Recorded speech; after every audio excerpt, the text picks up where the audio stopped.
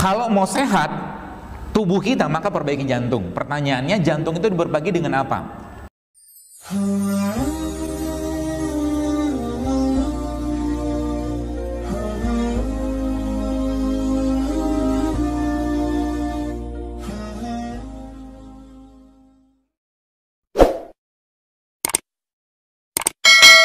Sekarang kita balik, jantung itu bisa bermasalah karena apa?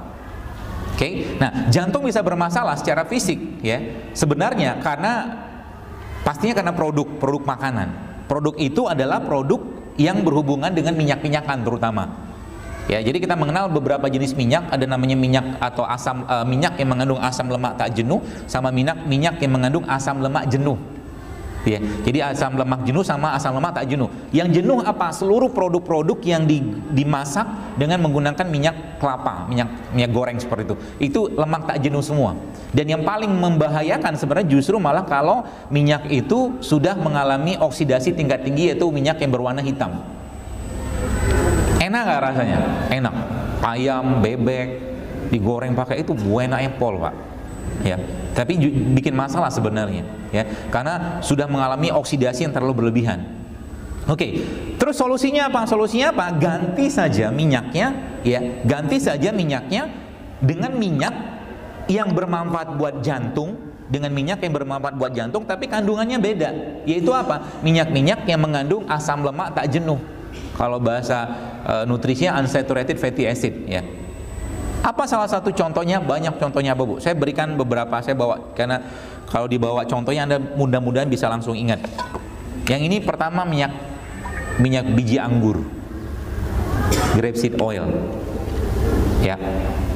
Pertama ini. Yang kedua.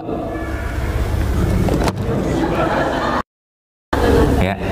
Ini minyak zaitun. Ya. Saya termasuk pemakan minyak. Ya, sahur tadi pun saya nggak makan apa-apa, cuman makan minyak sama minum air saja, sama kurma 3 butir, cukup. Ya, minyak. Ini grapes, ini minyak zaitun, ya. Minyak zaitun yang terbaik yang ada di mana? Yang ada disebutkan dalam Al-Quran, yaitu la syarqiyati wala gharbiyah. Minyak yang tidak tumbuh di barat dan tidak tumbuh di timur, pohonnya, maaf. Ya, dalam surat An-Nur, la syarqiyati wala gharbiyah. Pohon yang tidak tumbuh di barat, tidak tumbuh di timur. Di mana? Kalau menurut yang saya baca dan para ahli-ahli naturopati mengatakan minyak terbaik itu justru malah letaknya ada di Palestina. Jadi minyak zaitun terbaik itu letaknya ada di Palestina. Kalau ini kan Spanyol. Oke. Apa minyak lagi? Lagi banyak, Pak. Stoknya, Pak. Ini minyak. Kalau ini VCO. Bedanya sama 3 ini apa? Beda. Kandungannya beda semua. Minum sekaligus boleh nggak? Boleh aja kalau mau. Tapi rasa minyak ya begitulah. Ya. Apa bedanya semua? Yang jelas kalau untuk, jadi gini, lemak itu dia bisa memberikan energi kalau terbongkar, terutama lemak-lemak yang bersifat lemak jenuh, maaf, kalau terbongkar dan menjadi lemak baik, gitu ya. Makanya kita disuruh bergerak. Nah, ternyata minyak-minyak seperti ini, Bapak sekalian, ini bisa memberikan energi tapi untuk jangka panjang. Dia butuh waktu beberapa saat, beberapa jam untuk diolah tubuh. Ya, makanya nggak langsung cepat. Jadi kalau Anda lemes jangan minum minyak, lama segernya. Tapi kalau lagi lemes Anda makanlah karbohidrat yang rasanya manis, cepat. Makanya kita disuruh Nabi SAW makan kurma, kan? Karena lagi lemes tuh, suruh makan yang manis-manis. Tapi tidak semua manis itu sama. Ya, nanti kita bahas. Kalau ini jelas semua minyak-minyak ini kalau Anda makan, maka dalam riset yang saya baca itu jantung Anda akan clean, jantung Anda akan bersih. Tapi tidak cukup sekali 2 kali, Anda harus rutin minumnya. Ya, termasuk VCO ini salah satu yang saya senang, ya. Sekarang pun saya lagi minum ini, kenapa? Karena VCO ini punya satu bahan atau asam namanya asam laurat. Asam laurat itu cuma ada di air susu ibu. VCO ini punya. Makanya ibu-ibu yang bukan ibu-ibu sih, ya. Orang minum VCO ini biasanya BAB-nya bersih, kayak anak bayi. Jadi kalau Anda mau tahu pencernaan kita sehat atau enggak, lihatlah hasilnya. Ya, tapi jangan dipelototin gitu terus, iya bener ya gitu, enggak juga gitu. Sekilas saja. Biasanya para pelaku food combining seperti itu, mereka kalau ngelihat badannya hari ini benar atau enggak, mereka ngelihat BAB-nya, fesesnya, maaf. Ya, kalau fesesnya benar, ya benar gitu kan. Feses itu warnanya gimana? Anda googling aja, nggak usah kita bahas sekarang, nanti ilfil. Ya. Gitu ya sekalian, banyak sekali ya. Tapi ini beberapa pilihan yang kalau saya katakan pilihan terbaik. Kalau zaitun ini merupakan salah satu minyak yang Nabi SAW sangat suka menggunakannya, bahkan meminumnya. Bahkan Nabi bagi anak-anak Anda yang ada masalah dengan ketombe, termasuk kutu, maaf gitu ya, zaitun ini cepat banget ngeluarin kutunya. Zaitun. Banyak jenis zaitun ya Bu sekalian. Ya, ada beberapa jenis, tapi yang terbaik kalau Anda minum zaitun adalah zaitun yang judulnya ataupun namanya extra virgin olive oil. Ya, kalau Anda lihat nutrition fact di belakangnya itu nggak ada lemak. Saturated fatnya hampir-hampir nggak ada sebenarnya. Ya zaitun. Kolesterolnya apalagi nggak ada. Jadi minyak tapi nggak ada kolesterol. Ya. Jadi masalah kita zaman sekarang, jantung kita bermasalah gara-gara apa? Ya gara-gara kebanyakan lemak jenuh. Gitu. Jadi kalau Anda misalkan disodorin gorengan gitu kan, sodorin gorengan sama rebusan, kalau saya pribadi memilih rebusan daripada gorengan, gitu kan. Dan ternyata ketika kita mulai ngubah ngubah kebiasaan kita, itu ternyata masya Allah luar biasa Bu sekalian, banyak sekali perubahan kesehatan kita yang terjadi. Bahkan Anda bisa meninggalkan obat, Anda bisa meninggalkan obat dokter, ya. Misalkan yang sering banget gatal, misalkan ada yang bukan sering banget, ada yang sering gatal-gatal gitu ya, gangguan pencernaan, itu sebenarnya ada asbabnya. Nanti saya jelaskan asbabnya apa, supaya Anda bisa mulai perbaiki. Kalau mau. Sekarang ngomongnya mau, nanti buka puasa kita lihat. Baik, jadi singkatnya kalau bicara secara ruhiyah, kalau bicara secara ruhiyah sebenarnya penyakit ini minyaknya ya, secara fisiknya. Dan berapa banyak Anda minumnya? Ya nggak usah banyak-banyak. Kalau dalam penelitian yang saya baca, kejauhan kali Pak, kelihatan Pak, mau difoto. Kelihatan apa? Sayanya apa botolnya? Ya.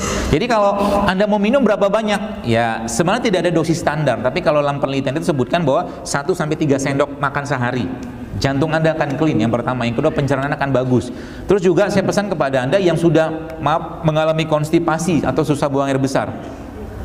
Kalau mungkin sudah makan apel 1 kilo, nanas 1 kilo, pepaya 1 kilo, nggak keluar-keluar juga, Anda makanlah minyak. Paham maksudnya ya? Jadi biasanya ada beberapa orang yang mengalami konstipasi atau susah buang air besar, terus sekalian, itu ternyata ketika sudah nggak mempan lagi sama minyak, sama sayuran atau buah-buahan, dia harus makan minyak. Dan ingat ya, kanker, semua jenis kanker, semua jenis kanker, kalau saya boleh katakan, faktor atau mungkin salah satu tanda keluhan yang paling bisa kita amati adalah orangnya susah BAB. Jadi kalau ada orang susah BAB, maka waspada sekali sekalian. Karena itu bisa numpuk fermentasi di sana dan bisa mengubah morfologi sel dalam tubuh kita. Ya, seperti itu. Ya. Nah, balik tadi ke konsep ruhiyah. Jadi sebenarnya kalau saya boleh katakan, sebenarnya secara ruhiyahnya ketika jantung bagus, emosi bagus, perasaan bagus, hormon pun bagus. Ya. Makanya saya katakan penyakit itu sebenarnya tidak akan datang pada orang yang emosinya baik. Penyakit tidak akan datang pada orang yang emosinya baik. Ya, orang yang sering senyum, lihat mukanya udah ketawa, udah senang. Jadi sebenarnya gini, saya sering sampaikan bahwa cerminan perut kita, jantung kita, perut dan jantung kita itu sebenarnya tampak dari muka. Makanya kalau saya lihat wajah orang, saya bisa tahu nih orang sakitnya apa. Minimal saya tahu. Nggak usah nunduk-nunduk gitu, kenapa? Ketahuan Pak Bu, ya. Bahkan waktu saya ada teman, waktu ada dia pengurus di daerah Batam, saya lihat ini udah bengkak banget, ini pucat. Saya bilang nih kayaknya ginjal ya, saya bilang kayaknya nggak lama nih orang mati, saya bilang. Beneran, saya nggak tahu matinya kapan, tapi 1-2 bulan kemudian beliau meninggal. Ya, kelihatan kok dari bibirnya. Nah, jadi kalau bibirnya nggak merah, ya ada something wrong itu dengan jantungnya. Kan? Dan nggak bisa dimerahin juga, mau dikasih cabai, mau kasih lipstick, tetap aja nggak pucat gitu ya. Jadi wajah itu cerminan sehatnya dua hal, kalau saya boleh katakan. Wajah itu cerminan dari sehatnya dua hal. Yang pertama, kolbunya secara ruhiyah, wajah. Makanya kalau Anda lihat ustadz-ustadz, ya misalkan Anda lihat syekh-syekh yang orang-orang soleh itu, lihat wajah itu udah senang banget, lihat wajahnya doang udah senang, hilang sakit kita. Ya. Perasaan nggak senang kita, perasaan yang gundah gulana, lihat wajah orang baik, orang soleh itu menyenangkan. Ya, makanya saya senang lihat wajah Anda, kelihatannya soleh-soleh. Insya Allah. Ya kalau belum soleh ya pura-pura soleh dulu lah. Ya, nanti soleh beneran kan. Yang pertama itu ya, jadi secara ru'yah akan tampak dari mukanya. Yang kedua, secara fisik juga akan tampak. Jadi secara fisik jantungnya seseorang atau isi pencernaan seseorang juga akan tampak dari muka, sekalian. Logikanya sederhana gini, kalau mungkin kita sering lihat ada orang-orang kena penyakit liver seperti ikterik seperti itu. Kalau orang kena penyakit liver, maka wajahnya akan kuning, bibir akan kuning, mata akan kuning, kan gitu. Orang yang kurang darah, bibirnya akan pucat. Ya, jadi wajah kita ini sebenarnya memang nyata-nyata, memang cerminan dari apa isi badan kita. Jadi kalau saya mau ngelihat orang itu ngerokok atau enggak, gampang banget lihat aja dari bibirnya, saya ketahuan, ini orang ngerokok deh.